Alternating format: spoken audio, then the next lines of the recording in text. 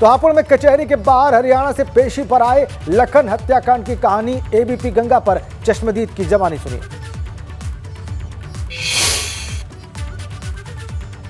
हापुड़ कचहरी के बाहर हुए शूटआउट मामले में एक चश्मदीद भी सामने आए हैं। पूरी कहानी वो आपको बताएंगे कि किस तरीके से बदमाश आते हैं, कहां बैठते हैं, कैसे घटना को अंजाम देते हैं और कैसे बेखौफ होकर आसानी से चले जाते हैं। अब्दुल जब्बार साहब हैं। साहब पूरी कहानी बताइए आप, सुबह से लेके और हत्याकांड और उसके बाद तक। जी मैं जब दुकान पर आया तो तकरीबन 10 बजे का वक्त था, तो वो 2 लोग वहाँ बैठे हुए थे। अब यहाँ अक्सर लोग कचहरी के काम से आते हैं, बैठ जाते हैं और चले जाते हैं। अब लेकिन आवाज़ ये हुआ कि जो खतरनाक से आदमी मुंह ढके हुए थे उन दोनों के उस टाइम भी। उसके बाद में तुरंत तकरीबन 20-25 मिनट के बाद में गोलियों की आवाज़ आती है और मैं फौरन ही ऊपर आया। जैसे ही मैंने देखा तो वो लोग यहाँ से भग रहे, एक यहाँ पर गिरा, एक बदमाश गिर गया, एक यहाँ।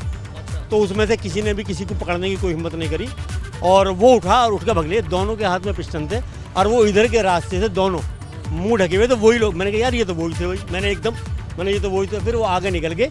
अब आगे वो किस वाहन से गए, क्या हुआ ये मैं नहीं कह सकता, लेकिन जैसा कि सुनने में आया है कि आगे मोटरसाइकिल खड़ी थी, उस मोटरसाइकिल में बैठ के वहाँ से।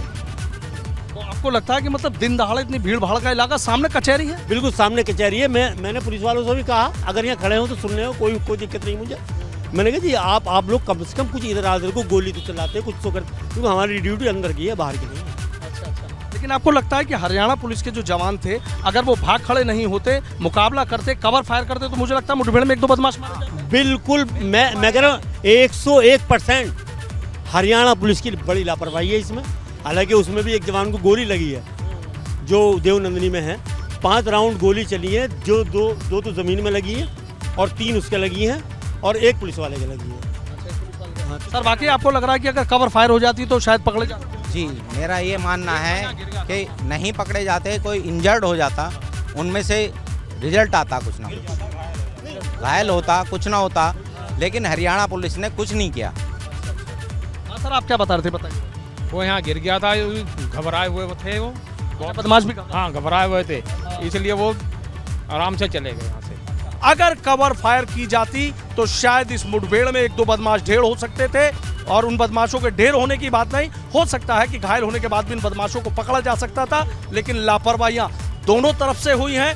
यूपी पुलिस ने तो एक्शन कर दिया है, देखना यह होगा कि हरियाणा पुलिस आखिर ऐसे लापरवाह जो उसके जवान आए थे उन पर क्या एक्शन लेती है। वीडियो जर्नलिस्ट सत्येंद्र सिंह के साथ सनुज शर्मा, एबीपी गंगा, हापुड़।